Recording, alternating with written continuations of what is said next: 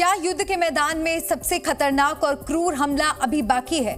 हम ऐसा इसलिए कह रहे हैं क्योंकि आईडीएफ के एक्शन के बीच हमास के आतंकी इजराइल को फिलिस्तीन की जमीन से उखाड़ फेंकने की कस्में खा रहे हैं और धमकी दे रहे हैं कि 7 अक्टूबर जैसे हमले फिर से होंगे। देखिए ये स्पेशल रिपोर्ट। हमास इजराइल पर ऐसा हमला करेगा जो आज से पहले कभी नहीं हुआ। थोड़ी ही देर में इस दावे की पूरी पड़ताल करेंगे, लेकिन पहले इजराइल के विध्वंसक एक्शन से बिलबिलाए हमास की बौखलाहट को सुनिए। احنا ضحيه الاحتلال نقطه واخر السطر، لذلك ما حدا يلومنا، احنا شو اللي بنعمله في 7 اكتوبر، في 10 اكتوبر، في مليون اكتوبر، احنا اللي بنعمله مبرر. It is justified، مبرره। 7 अक्टूबर की तरह हमास 7 नवंबर को फिर इजराइल पर चौतरफा हमले का ख्वाब बुन रहा है, लेकिन सच इसके बिल्कुल उलट है। गाजा में हमास की जड़ें हिल चुकी हैं। हमास के आतंकी बिल में छिपे हैं, जिन्हें इजरायली सेना जमीन और आसमान से आग बरसाकर बर्बाद कर रही है। बचने को जमीन नहीं, लेकिन वो 7 अक्टूबर का नरसंहार दोहराने की धमकी दे रहा है। जिस हमास की इजराइल ने हेकड़े निकाल दी है, वो न सिर्फ इजराइल बल्कि पूरी दुनिया को चेतावनी दे रहा है। जबकि सच ये है कि आतंकी संगठन हमास पर इजराइल की सेना कहर बनकर टूट पड़ी है। इजराइल की वायुसेना और थल सेना ने हमास के दर्जन भर से ज्यादा ठिकानों को तबाह कर दिया। बीती रात इजरायली सेना की गोलानी ब्रिगेड और आर्मर्ड फोर्सेस की हमास के आतंकियों के बीच एनकाउंटर हुआ। हमास ने इजरायली सेना पर एंटी टैंक फायरिंग की। हमास के आतंकियों ने विस्फोटकों से हमला किया और ग्रेनेड फेंके, जिसके बाद इजराइल की फौज आक्रामक हो गई। उनके विध्वंसक तोपों ने हमास के अड्डों पर आग बरसाना शुरू कर दिया। वहीं इजराइल की टैंक आर्मी ने गाजा पट्टी में घुसकर हमास को रौंदना शुरू किया। इस कार्रवाई में इजराइल ने हमास के हथियार depot, anti tank missile launching position और ड्रोन लॉन्चिंग पोजीशंस को नष्ट कर दिया। इजराइल डिफेंस ने दावा किया कि रात भर चली लंबी लड़ाई में हमास के दर्जन भर से ज्यादा आतंकियों को मार गिराया गया, जिसमें हमास की मिसाइल यूनिट का प्रमुख भी शामिल था, जिसका नाम मोहम्मद अजहर बताया गया।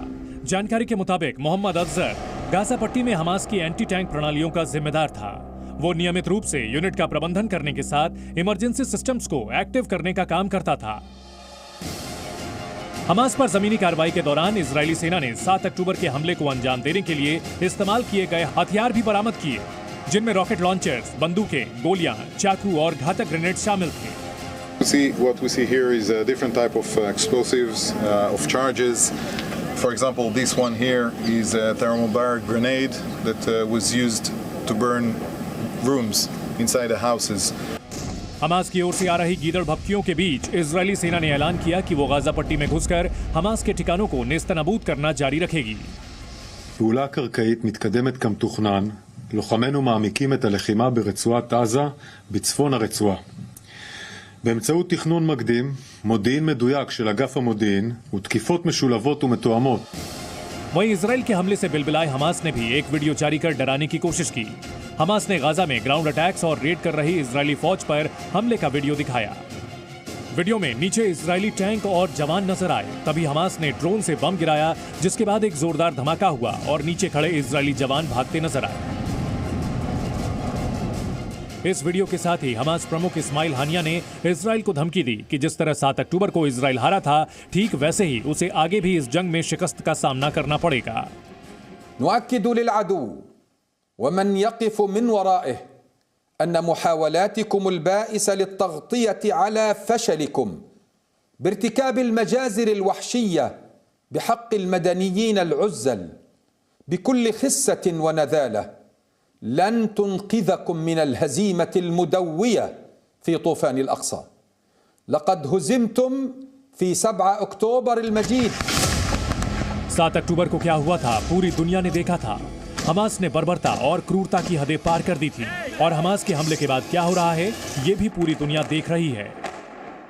हमास के हमले के 27 दिन बीत चुके हैं। इजराइल की सेना हमास के खात्मे के लिए लगातार आगे बढ़ रही है।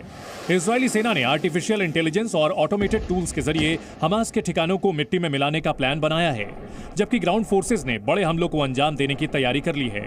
रोज इजरायली सेना एक एक कर हमास के अड्डों को धूल में मिला रही है। हमास के आतंकी सुरंगों के नेटवर्क को तबाह कर रही है और गिने चुने आतंकियों के भरोसे अब हमास 7 अक्टूबर दोहराने के सपने देख रहा है। ब्यूरो रिपोर्ट, जी मीडिया। जी न्यूज़।